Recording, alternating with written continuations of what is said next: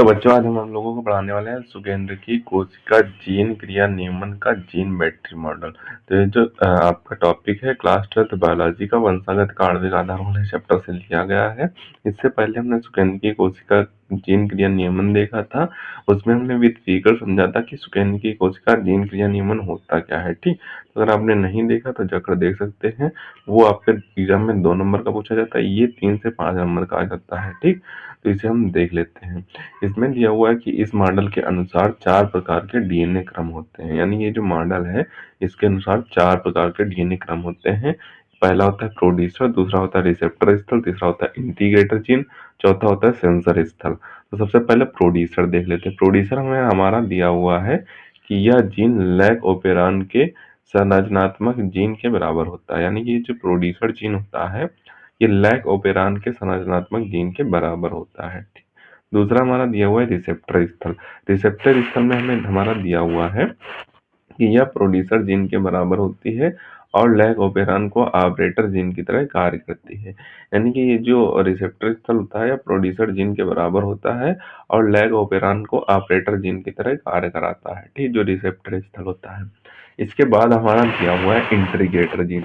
इंट्रीगेटर gene में हमें दिया हुआ है कि यह जीन एक्टिवेटर आरएनए का संश्लेषण करता है। यानी कि जो इंट्रीगेटर जीन है ये एक्टिवेटर आरएनए का की तरह कार्य आरएनए का संश्लेषण करने का कार्य करता है और रिसेप्टर स्थल को सक्रिय बनाता है। इंट्रीगेटर जीन लैग ओपेरान के रेगुलेटर जीन के तरह कार्य करता है।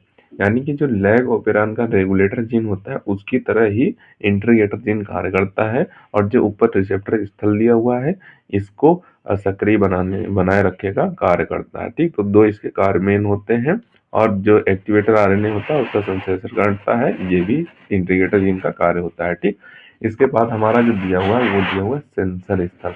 तो सेंसर स्थल थोड़ा बड़ा होता है, इसमें देख लेते हैं हमारा क्या दिया हुआ है। तो सेंसर स्थल में हमारा दिया हुआ है कि इंटीग्रेटर जीन की क्रिया का नियमन सेंसर स्थल द्वारा होता है। यानी कि जो इंटीग्रेटर हमारा जीन क्रिया नियमन होता है, यानी कि जो ऊपर दिया हुआ इंटीग्रेटर जीन क्रिया नियमन, इसका जो नियमन होता है वो सेंसर स्थल के द्वारा होता है। इसके द्वारा इंटीग्रेटर जीन का नियमन होता है। ठीक, ये हमारा यहाँ पे दिया हुआ है। आगे पॉइंट दिया हुआ है कि सेंसर स्थल सक्रिय होने पर भी इंटीग्रेटर अपना कार्य करती है। यानी कि जो सेंसर स्थल है ये सक्रिय होने पर ही जो इंटीग्रेटर जीन है ये अपना कार्य शुरू करता है।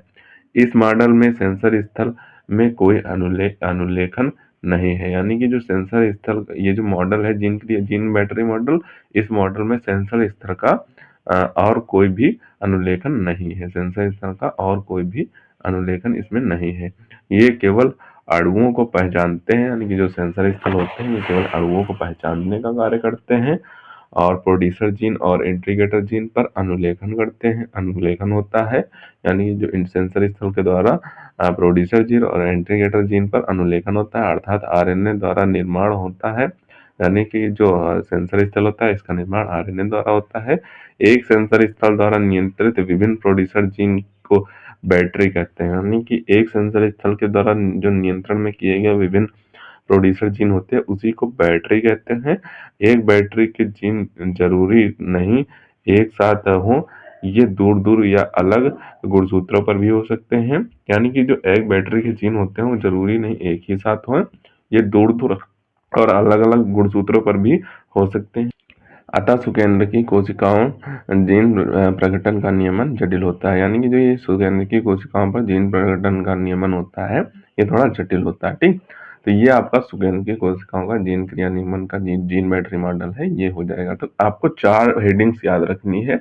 इन्हीं हेडिंग्स में आपको 2-2, 3-3 पॉइंट लिख देना, आपका पूरा कंप्लीट हो जाएगा। ठीक, ये आपका 4 नंबर का आता है तो आपको 1 से 1.5 पेज का जरूर करना होगा। ठीक, तो इतना अगर आप कर देते हैं तो आपको पूरे नंबर मिल जाते हैं, मिल जाएंगे। और ये आपके एग्जाम में बहुत ही कम पूछा जाता है। इससे पहले जो हमने आपको टॉपिक पढ़ाया था वो ज्यादा पूछा जाता है। ठीक, तो इसका आप ऊपर से स्क्रीनशॉट कर लो,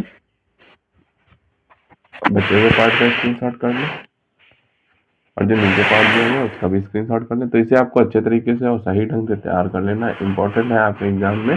कभी कभी पूछ दिया जाता है। इससे पहले जो आपने आपको स्पेलिंग की कोशिकाओं का जीन क्रिया नियमन पढ़ाया था वो टॉपिक आपके एग्जाम में बहुत आता है, तो वो टॉपिक आप जरूर तैयार कर लें और इसे आप 1-2 बार पढ़ेंगे तो आपको इतना तैयार हो जाएगा चारों हेडिंग सबसे पहले आपको तैयार हो जाएंगी और चारों हेडिंग्स में आप एक एक पॉइंट लिख देंगे तो उतने में आपको लगभग तो आधा नंबर ही कटेगा, लेकिन पूरे नंबर मिलने के फुल चांसेस रहेंगे। ठीक, तो आप इसे तैयार कर लें। मिलते हैं किसी नए वीडियो में नए टॉपिक के साथ, तब तक के लिए धन्यवाद। और अगर अभी तक आपने हमारे इस चैनल को सब्सक्राइब नहीं किया है तो प्लीज सब्सक्राइब जरूर कर लें, क्योंकि हम इसी के तरीके से क्लास 12 से रिलेटेड इंपॉर्टेंट टॉपिक पर वीडियो डालते रहते हैं।